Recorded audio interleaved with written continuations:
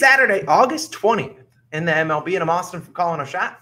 And I'm Logan from Calling a Shot. And we are back. It's weekend baseball, baby. We got our favorite 3 picks. We got 2 game picks, a no-one first inning, and then we got our hit streak parlay coming your guys' way. Yeah, as always, guys, do us a real quick favor. Go down, hit that subscribe button. You guys have absolutely been killing it. And as Austin mentioned, August is a great time to hit the subscribe button. Yeah, Logan's saying, man, the fantasy football videos are coming out. So if your draft's coming on up, definitely check out those videos. Let's recap yesterday. Was a 1-2 day. Cubs Brewers over 9. No sweat bet. Almost each team almost scores 9 by themselves. The ball was just, you could just bunt it and it would go out of the park. It was crazy. Rangers Twins, no one first inning. Man, I think Logan and I are getting real tired of losing NRFIs with 1 strike or 1 out away. It was a brutal one. Luis Ariz hits a homer, and Jose Miranda hits a homer right after him. That's all the Twins score the rest of the game. They don't score anything else. And then Reds money line. I bet on trash baseball, and I live to see the result of betting on a terrible teams. Oh man, no comment on that one. But we're gonna get back after it. If you are new, hit that subscribe button. And as a reminder, actually, I forgot to even mention, we had our PrizePicks parlay. So we'll have another PrizePicks parlay coming your guys' way. Goldie, Gosman, Gonzalez, all the G's got it done. Yandy did not play. So we're going to keep going after it. Like I said before, if you want to sign up for PrizePicks, use code COS for 100% deposit match. We'll also have an Underdog Fantasy parlay. Use code COS or the link in the description for 100% deposit match. Logan, you had a great call yesterday. What do you have for the people today? Yeah, we're going to a run line today, right? Now, is it Buns baseball? It sort of is, right? We're going to Athletics versus Mariners. I'm taking the A's run line plus 1.5. Currently minus 110, across the books is pretty much standard value. It's across the books and the same. But you know what? I'm waking up and I'm choosing violence against the public. 85% of the money and 72% of the bets on Mariners run line. Look, if they want to give out free money in this spot, they can, but I just don't think it's coming here, right? Especially considering how, what the A's are coming off. They're coming off a 10-2 loss last night versus the Mariners.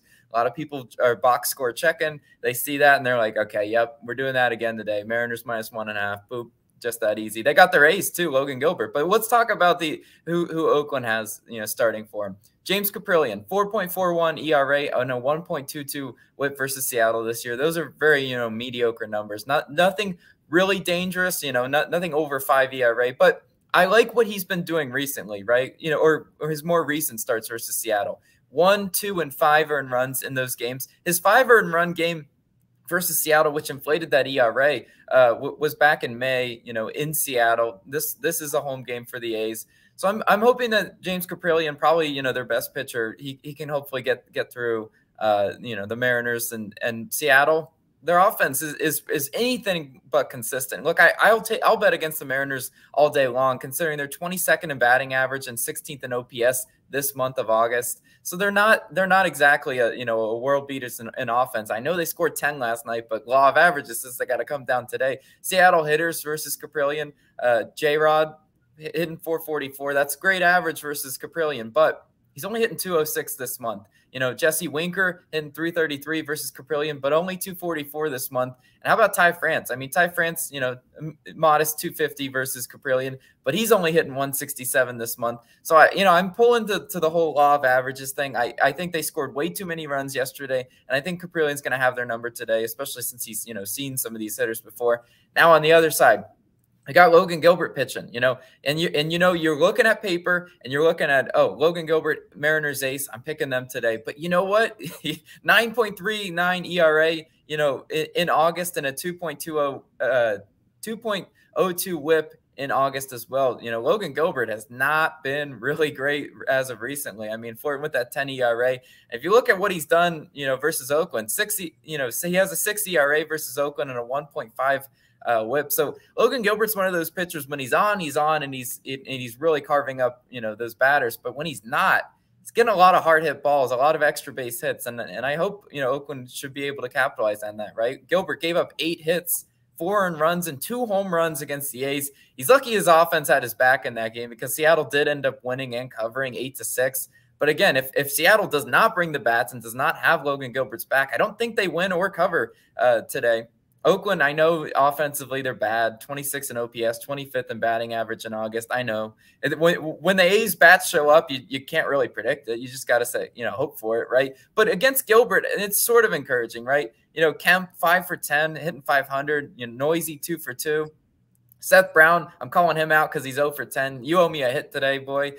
So how about Seth Brown gets a hit? I don't know if he's even going to be in the lineup, but I just thought that was funny. Now let's talk about the bullpens when it's late, right?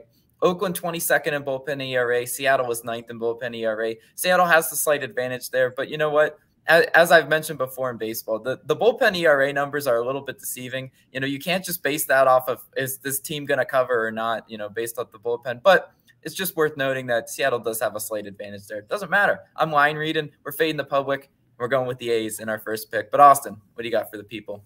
Logan, I'll be on a similar play to you as I'll be taking another underdogs run line. I'm going the Royals plus 1.5 versus the Rays, minus 125 on FanDuel. So we look at yesterday, the Royals stole some coin. That Shane McClanahan was starting, and yeah, they won 3-2 outright in the 10th inning, winning the first 5 and really getting it done. And today they're going to start my man, Chris Bubic. He'll be on the mound, and he pitched versus Tampa Bay less than a month ago, back on July 24th. It was a 4-2 Royals victory. He's pitched 7 innings, 4 hits, only 2 earned runs allowed. Now we look at Bubic. He is a lefty. Tampa just batting 200 versus lefties over the last 30 days. That's third worst in the MLB. Their OPS is, I believe, fourth worst. I like 373. It's not. They have not been hitting him very well. And since June 3rd, Bubic 2-4 record, but 3.79 ERA. He's had convincing numbers. June 3rd is an important day because that's the day he returned back from an assignment. They threw him back. His ERA was floating in the double digits early on in the season. Then they threw him into AAA, gave him to assignment, and he came back, and he's been pitching pretty solid. A 3.79 ERA.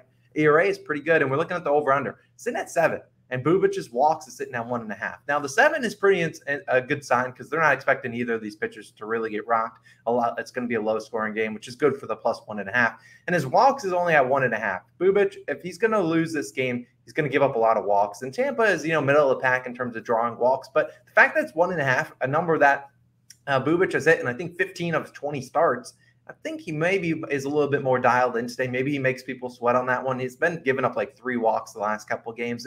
Look at who's starting for the Rays today. It's Drew Rasmussen. And the last time we saw him, he was 3 outs away from a perfect game. Why not run back and just bet on him again? I don't think the books are going to give out free money on Rasmussen today. You look at him, 2.8 ERA, 1.08 whip, but he's been even better at home, a 1.87 ERA and a 0.77 whip. It's clear to see why 87% of the money is on Rays minus 1.5 at a little bit of plus value. I don't see the books giving out plus money. The Royals have seen Rasmussen before, 22 plate appearances, a 261 expected batting average, and a 27% K percentage. But Kansas City doesn't have to, win this game. We just need them to keep this close. And I think they do, and this is a 1-run ball game. They don't have a great bullpen. The Rays have a much better bullpen than them. But at the end of the day, when these games are close, it's a 1-run game at the end. I don't think it matters a whole lot for that cover run. So I really do think the Royals can cover this plus 1.5. I'm counting on them today. Maybe they win it outright again if they want to, but I'd take a 1-run loss if that's what it comes down to. Now, I do need to bring up the hit streak. I forgot to do it before my pick. And look, I got to say this.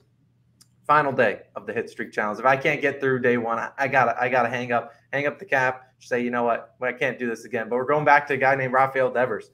It was a 25-run ball game. That man couldn't get me a hit. I don't know what to do in that circumstance. And I'm going to a rival, DJ LeMahieu. I think those 2 guys can get me a hit, minus 114. Hopefully we can go to day 2 of our hit streak challenge. But Logan, enough about the hit streak. We know why the people are here. It's for NRFI Nation. Let me grab out those flags for your A COS All-Star. And yesterday, these flags almost got snapped in half after another 2-out home run. But you know what? Coming back with a vengeance. And we're going to a game that had 25 runs scored yesterday because we're going Red Sox, Orioles, nowhere in first inning, minus 103 on Barstool. Now, look at Kyle Bradish on the mound, 8-6 on nowhere in first inning. Hasn't been the most consistent guy, but you know what is on Bradish's side? Logan and I rarely lose a NRFI in the first half of the inning. I don't know how often. We've lost, 51 NRFIs this year in all of baseball. And very rarely does it come in the top half. So that's on Bradish's side. He has pitched better at home, too. 6-2 on NRFIs at home. In Boston, 20th in first inning runs. A team that has some powerful hitters, has some hitters that get on base, but they never can draw them in. Boston also hasn't scored a first inning run in 3 straight games. And it's worth noting in that 25-run game, this did NRFI. But I think Bradish can give me those first 3 outs. Who's on the mound for the Red Sox today, Logan? Yeah, we've got Waka starting. You know, Waka 9-4 on NRFIs this year. That's okay. That's respectable enough for me to be able to pick it. But again, I'm picking against Baltimore's offense because Baltimore 28th in first inning runs. Baltimore really doesn't score in the first inning. I'm knocking on wood here so that they don't hopefully do that. But ever since, you know, they moved the wall back, that Baltimore offense definitely isn't the same at home. Baltimore hasn't scored a first inning run in 4 straight games. That's worth noting too. That, you know, we're trying to pick also one of the things is we're trying to pick, you know, NRFIs and non home run easy ballparks, you know, no Yankee Stadium garbage like that. Baltimore is hard to hit a home run to left field now. Ever since they moved the wall back, the over under into this game, you know, sits at that 8.5.